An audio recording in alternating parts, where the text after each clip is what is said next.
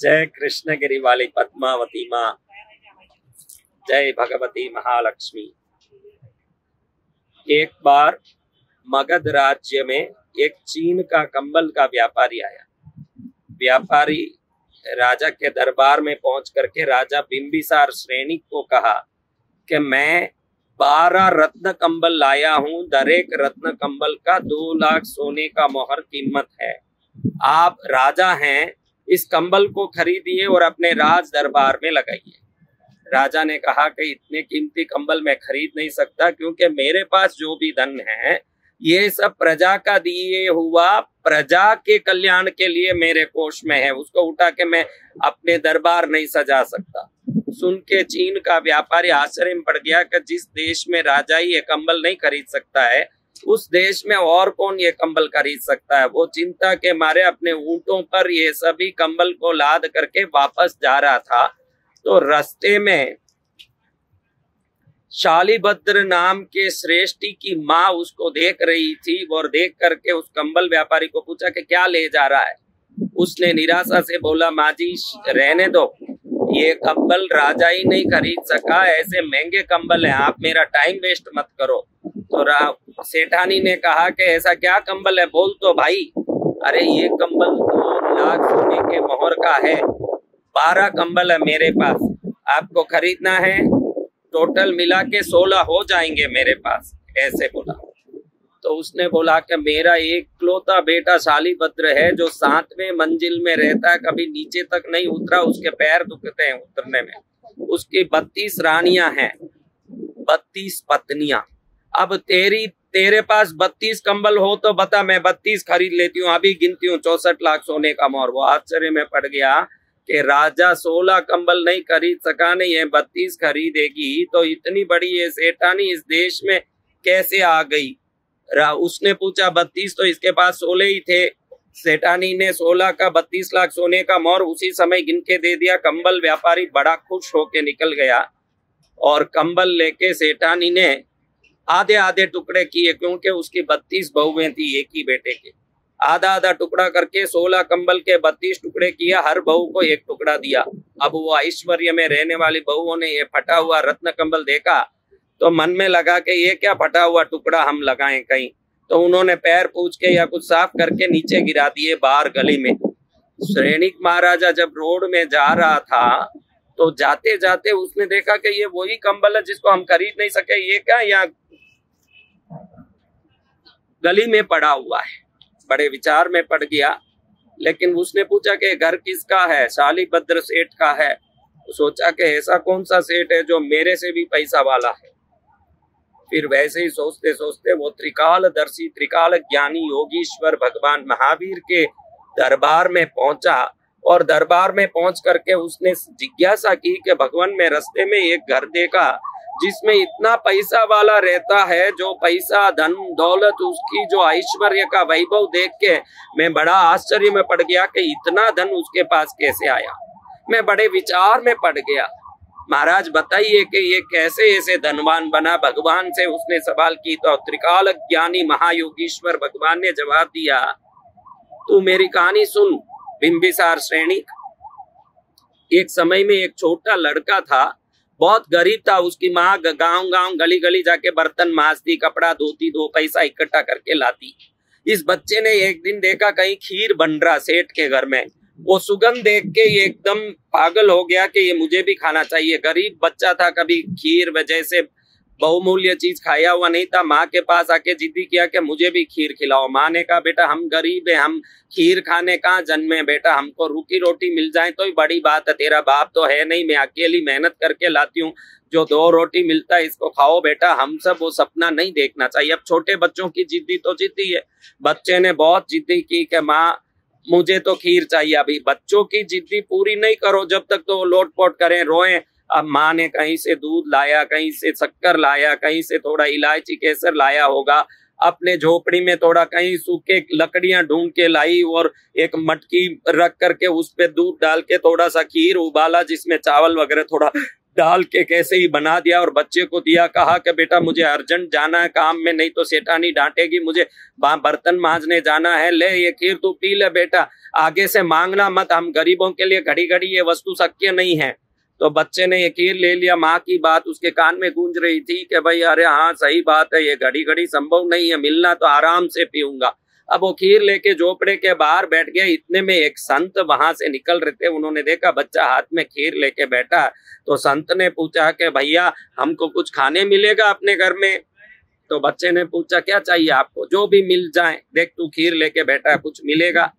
बच्चे ने पूछा क्यों, आपके माँ बाप नहीं है, आप घर में खाते नहीं हो? संत ने कहा हमारे कोई माँ बाप नहीं होते बेटा, हम घर घर से लेके खाते हैं।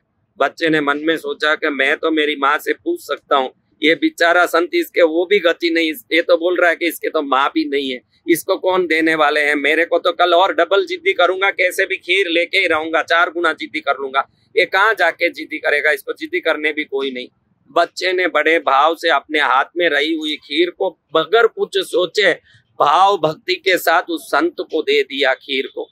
अब भगवान इस कहानी को सुना करके बिंबिसार सैनिक राजा को कहते हैं कि ये वही बच्चा है आज धन्ना शालीभद्र के सेठ के रूप में इस मगध राज्य में रहता है, जो भीख मांगने वाली परिवार में गरीब में जन्म लिया। उसकी माँ बर्तन मांज के 2 रोटी लाती थी, लेकिन वो संत को खीर बोराते समय मन में जो दान की भक्ति हुई, उसके मन में भाव हुआ, वो भाव ने अगले जन्म में उसको शालीभद्र के रूप में प्रकट किया। आज तुमसे भी बड़ा सेठ बन के बैठा है। ये पूर्व कर्म का पुण्य है, जैसा कर्म करोगे वैसा फल मिलेगा।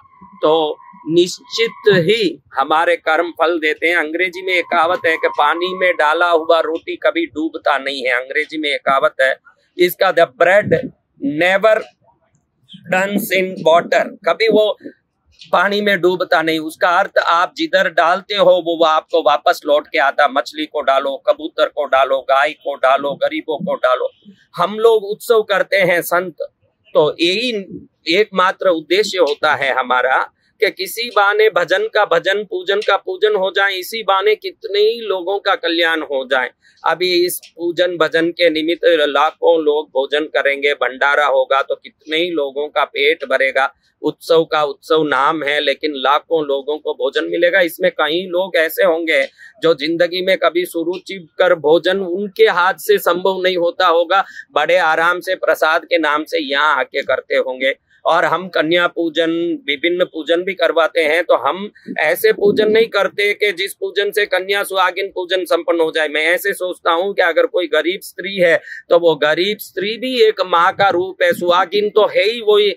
तो उसको राशन देने के रूप में, कोई कंबल देने के रूप में अगर हम कोई सेवा करें, उसी को सुहागिन कन्या पूजन मान लें, तो गरीबों की सेवा हो जाए और माता की भक्ति भी हो जाए। तो हम कई वर्षों से, आपने देखा होगा कृष्णगिरी में साल में कम से कम 4 बार हजारों गरीबों को हम शाल, कंबल, राशन आदि देके ही कन्या पूजन और सुहागिन पूजन करते हैं। और अब यहाँ पर हम इस कोल्हापुर में हम हमारी तरफ से मेरे जन्मोत्सव के निमित्त भक्त लोग जो ये उत्सव मना रहे हैं, इस निमित्त में भी हम हजारों गरीबों को राशन बांटने वाले हैं। और इसको हम कन्या पूजन, सुहागिन पूजन के रूप में महिलाओं को देने वाले हैं, जिनके पास रसोई की कमी है, राशन की कमी है, तकलीफ है। ऐसे परिवार ढूंढ ढूंढ के हम कोल्हापुर क्षेत्र में हम ये सेवा करेंगे। कोल्हापुर क्षेत्र में हम किसी से चंदा नहीं इकट्ठा कर रहे हैं, इस क्षेत्र से हम 1 रुपया किसी से नहीं मांग रहे हैं। ये पूरा पैसा आप भक्त लोग जो देंगे, आपकी तरफ से कोल्हापुर में सहयोग के रूप में सेवा किया जाएगा। इसलिए हर एक व्यक्ति एक कन्या कुमारी का पूजन के रूप में कंबल, राशन आदि वितरण करने के लिए 1000 रुपया प्रदान करेंगे। 9 कन्याओं को देने 9000 रुपया, एक कन्या को 1000 रुपया, कुल 11,111 कन्या, यानी 1,11,00,000 रुपए का राशन यहाँ बांटना है। और आप उसके लिए सहयोग कर सकते हैं। जितना आपको करना है, एक कन्या का 1000 रुपया कम से कम, 2000, 5000। 9 कन्या पूजन सर्वश्रेष्ठ माना जाता है। ये वैसे ही महालक्ष्मी माँ जहाँ निवास कर रही है वो पावन शक्तिपीठ क्षेत्र है, जहाँ हम आकर के हमारे जन्म महोत्सव के निमित्त ये उत्सव कर रहे हैं। मेरा तो जन्म इस धरती में कुछ अच्छे काम में बीत जाए तो मैं अपने आप को सफल मानूंगा, लेकिन आपका भी सफल हो जाएगा जन्म। अगर ये एक छोटा सा बच्चा थोड़ा सा खीर देने मात्र से दुनिया का राजा बन सकता हो, तो किया हुआ कर्म कभी खाली नहीं जाता। मैं आजकल थोड़ा सा विचार करता हूं कि हमारे उपदेश के, ज्ञान के वीडियो, अच्छे भजन के वीडियो को तो कोई देखता नहीं, खाली उपायों के वीडियो देखने के लिए लाखों लोग पीछे पड़े हुए हैं। सीधा उपाय कर लोगे न काम हो जाएगा। आपके नौकर नहीं है भगवान। आपको घड़ी घड़ी ये निवेदन करना चाहता हूं कि इतना स्वार्थ मत रखो जिस स्वार्थ से भगवान को सोचना पड़े कि सीधा मुझे बुलाएगा, मैं इसका काम करके निकल जाऊं, इसकी नौकरी हाजिरी ले रखी है क्या। आप में श्रद्धा अधिक से अधिक बढ़ने दो, आप में भक्ति अधिक से अधिक बढ़ने दो। उपाय के साथ श्रद्धा भक्ति होना जरूरी है। एक वीडियो हम डालते हैं कि नमक का ऐसा उपाय करिए, वो 50-60 लाख लोग देखते हैं ना, धर्म का प्रवचन करते हैं तो 10,000 लोग नहीं देख पाते हैं। जिसको धर्म पसंद नहीं हो उसको उस धर्म की कृपा कैसे होगी, धर्म से लाभ कैसे होगा। पहले धर्म पसंद आना चाहिए। अगर आपको क्रिकेट पसंद है तो क्रिकेटर पसंद होके ही रहेगा, एक्टिंग पसंद है तो एक्टर पसंद होके ही रहेगा। अगर आपको धर्म पसंद है तो भगवान की वाणी और उनकी चर्या भक्ति भी पसंद आनी चाहिए। खाली मतलब के लिए हम भजन करने लगे, उपाय करने लगे, तो मेरे मन में कई बार विचार आता है कि खाली उपायों के वीडियो 60 लाख 50 लाख लोग देख रहे हैं और धर्म प्रेरणा के वीडियो को 10,000 लोग नहीं देख पाते हैं, और भजन अच्छे अच्छे बना के डालते हैं। अभी मैंने महाकालेश्वरा भजन डाला, बड़े मेहनत से किया है, लेकिन कितने लोग देख पाते हैं। भजन नहीं सुनना है, भगवान का नाम नहीं लेना, सीधा नमक मुट्ठी भर लेना है और रातें रात अरबोपति बनना। दूसरे चैनल जो मेरे नाम से चला रहे हैं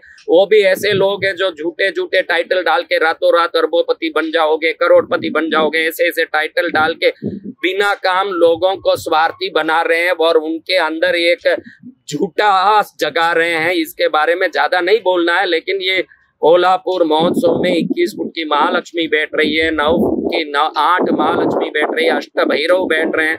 इतना बड़ा पंडाल जहां लाखों लोग भोजन करेंगे। मेरी इच्छा है कि कोल्हापुर क्षेत्र वासियों की हमारी तरफ से खूब सेवा हो। यहाँ हम कोई चंदा पैसा इकट्ठा नहीं कर रहे हैं, लेकिन यहाँ के लिए हमको बहुत सेवा करनी है, क्योंकि यहाँ माँ महालक्ष्मी रहती है। और महालक्ष्मी के नाम से दोगे आपको कभी कमी नहीं आएगी, माँ के नाम से दोगे कभी चिंता नहीं आएगी।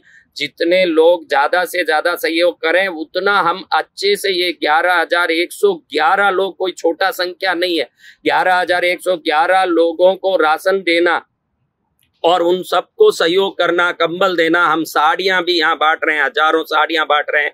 पढ़ाई करने वाले बच्चों के लिए चिकित्सा के फीस के लिए पैसा दे रहे हैं कई बच्चों को, और जो अच्छे पढ़ रहे हैं उन लड़कों का सम्मान कर रहे हैं, शिक्षकों का सम्मान कर रहे हैं, जो समाज सेवा किए उन लोगों का सम्मान कर रहे हैं। बहुत सारे सामाजिक सेवा हो रही है और यहाँ सेवा के लिए भी बहुत लोग चाहिए। आप लोग जितने भी वीडियो देख रहे हो, ये एक छोटी सेवा भी बड़ा पुण्य बन के आपके घर में आएगा। अगर विश्वास कर लोगे तो निश्चित लाभ ही लाभ है। संत वाणी ही शास्त्र की वाणी है। आप ध्यान रखो, अधिक से अधिक लोग आओ कार्यक्रम में, और यहाँ जो प्रसादी भंडारा हो रहा, लाखों लोग भोजन करेंगे, उसमें आके परोसगारी की सेवा, स्टोर रूम की सेवा, सामान व्यवस्था की सेवा और कथा पंडाल में, यज्ञ पूजा मंडप में सेवा करने आप 9051390513 में संपर्क करके अपना नाम लिखा सकते हैं और नाम लिखा करके सेवा में आ सकते हैं। अधिक से अधिक अन्य लोगों को भी प्रेरणा दो कि वो भी सेवा में आए, क्योंकि ये उत्सव नाम होता है। उत्सव से माँ लक्ष्मी प्रसन्न होती है। ये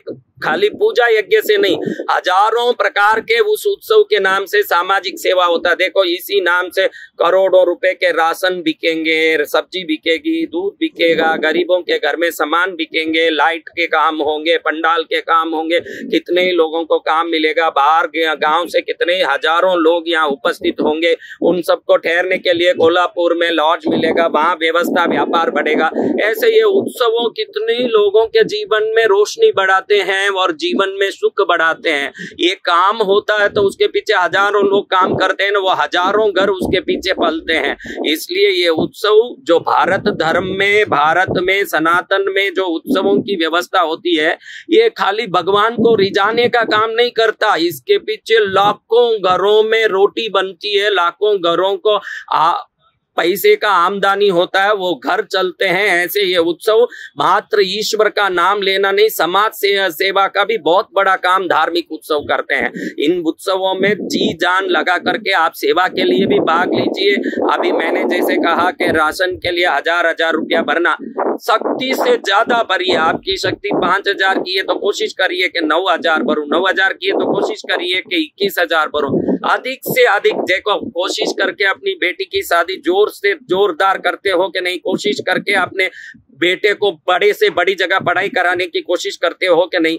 ईश्वर का भजन बड़ा से बड़ा करने का कोशिश करो, उसमें खर्च भी बड़ा से बड़ा हो, भाव भी बड़ा से बड़ा हो, श्रद्धा बड़ा से बड़ा हो, भक्ति बड़ा से बड़ा हो। अगर ये बड़ा हो गया, आपको बड़े होने से कोई नहीं रोक सकेगा। आप ज्ञान से, बुद्धि से, समृद्धि से, श्रेष्ठता से, योग्यता से बड़े हो जाओगे। इसलिए इस आराधना में सब सम्मिलित होकर के अधिक से अधिक रुपया यहाँ ये भंडारा के लिए और ये जो गरीबों के लिए कन्या पूजन और सुहागिन पूजन के रूप में जो राशन बट रहा है, इसमें एक व्यक्ति का 1000 रुपए के रूप में आप दें। आपके नाम से यहाँ प्रार्थना करके, संकल्प करके वो राशन हर बार की तरह बांटा जाएगा। कृष्णगिरी में आपने देखा होगा, जितने लोग कन्या पूजन, सुहागिन पूजन का पैसा देते हैं, पंडितों को बैठा करके एक तरफ से उनके नाम का संकल्प होता है कि इनका दान पूर्ण रूप से फलित हो, उसके बाद वो पैसा दान में दिया जाता है राशन के रूप में। तो आपका नाम संकल्पित होगा और शुद्ध भाव से दिया जाएगा। इतना बड़ा यज्ञ चलने वाला स्थान, और कोल्हापुर क्षेत्र में गरीब कन्याओं को, सुहागिनों को हम मदद के रूप में नहीं, पूजन के रूप में ये देंगे तो जरूर माँ भी खुश होगी, क्षेत्र भी मंगलकर होगा, और किसी का किया हुआ हमारे ऊपर पुण्य बन के लौटेगा तो हमारे घर में 1000 गुना सुख बढ़ेगा।